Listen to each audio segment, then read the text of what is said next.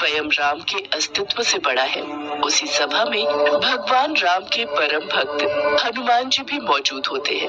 हनुमान जी उन सब की बातों को बड़े गौर से सुन रहे होते हैं। तभी नारद हनुमान की तरफ देखते हैं और मन ही मन सोचते हैं, राम का नाम स्वयं राम के अस्तित्व से बड़ा है और इस बात को तो मैं सिद्ध करके ही रहूंगा। कुछ देर बाद सभा का समापन होता है। सभी ऋषिगण वहां से प्रस्थान के लिए खड़े होते हैं तो हनुमान जी सबके अभिनंदन के लिए खड़े होते हैं।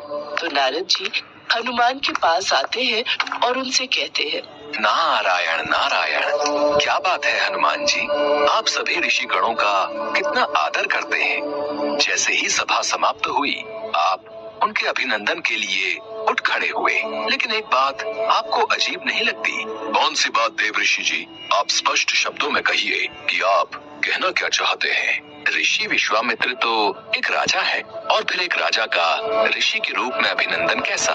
मुझे तो ये बात ठीक नहीं लगती। हनुमान जी देव ऋषि नारद की इस बात को भली भांति समझ जाते हैं कि वो क्या कहना चाहते हैं। इसलिए जब सभी ऋषिगण वहां से प्रस्थान करते हैं तो हनुमान जी हाथ जोड़कर उन सब का अभिनंदन करते हैं। लेकिन ऋषि विश्वामित्र के जाने पर वो ऐसा नहीं करते, जिससे इसे अपना अपमान समझकर ऋषि विश्वामित्र बहुत क्रोधित हो जाते हैं और वो चिल्लाते हुए राम के पास जाते हैं और कहते हैं, हे राम, तुम्हारे भक्त हनुमान ने मेरे अलावा सभी ऋषि गणों का अभिनंदन किया और जानबूझकर मेरी अनदेखी की। इसका दंड तो उसे मिलना ही चाहिए। ऋषि विश्वामित्र भगवान राम के गुरु थे, जबकि हनुमान उनके प्रिय भक्त। उनके लिए दोनों ही महत्वपूर्ण थे, मगर इस संसार में गुरु का स्थान तो सबसे ऊंचा होता है। इसलिए राम विश्वामित्र के शब्दों की अवहेलना नहीं कर सकते थे।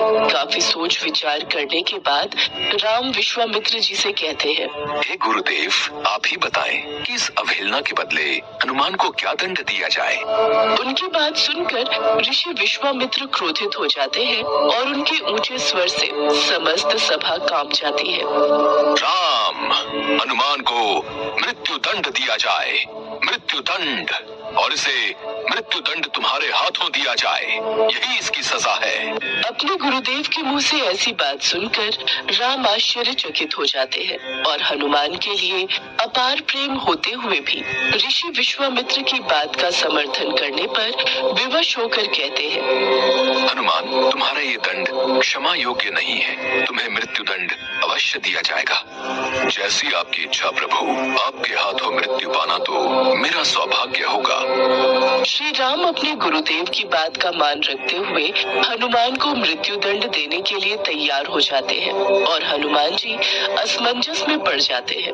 मगर तभी नारद उनके पास आकर कहते हैं, नारायण नारायण, राम भक्त हनुमान, मेरी मानो तो राम नाम में लीन हो जाओ। हो सकता है उनके नाम में लीन होने से स्थिति में परिवर्तन हो जाए। नारद की बात मानकर हनुमान जी जंगल के बीचों बीच एक पेड़ के नीचे बैठकर राम नाम का जप करने लगते हैं। जय श्री राम, जय श्री राम, जय श्री राम, जय श्री राम, जय श्री राम।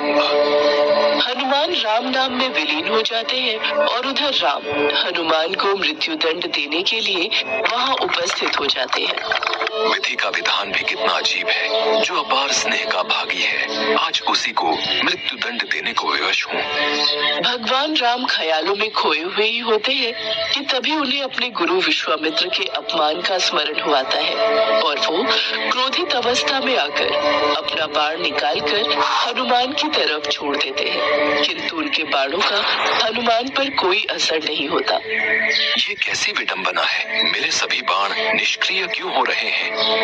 हनुमान आंखें बंद करके लगातार राम नाम का जप किए जा रहे थे। राम अपनी हर बलशाली शक्तियों का प्रयोग करके थक जाते हैं, किंतु वो हनुमान का बाल भी बांका नहीं कर पाते। राम आश्चर्यचकित होकर कहते हैं, कुछ भी हो हनुमान, लेकिन तुम्हें मृत्यु दंड तो मैं देकर ही रहूंगा। अपने गुरुदेव को दिए वचन का पालन मुझे करना ही होगा। इतना कहते ही राम अपना ब्रह्मास्त्र निकालते हैं और उसका प्रयोग करने लगते हैं। वो जैसे ही ब्रह्मास्त्र का प्रयोग करते हैं तो तो तीनों लोगों में हाहाकार मच जाता है। जमीन से ज्वालामुखी फूट पड़ती है, सागर में ऊंची ऊंची लहरें उठ खड़ी होती है, पर्वत गर गिरने लगते हैं, जंगल में आग लग जाती है, जीव जंतु प्राणी सभी अपनी जान बचाने के लिए संघर्ष करने लगते हैं। किंतु राम नाम में लीन हनुमान अभी भी राम नाम के जप में लीन रहते हैं। उन पर ब्रह्मास्त्र भी बेअसर रहता है। राम नाम का जप हनुमान के लिए सुरक्षा कवच का काम करता है। इतनी प्रलय और राम नाम की शक्ति दे नारद ऋषि विश्वामित्र के पास जाते हैं और उन्हें सारी सच्चाई बता देते हैं। फिर ऋषि विश्वामित्र राम को अपने वचन से मुक्त कर देते हैं। नारद ये सिद्ध करने में सफल हो जाते हैं कि राम नाम की शक्ति स्वयं राम के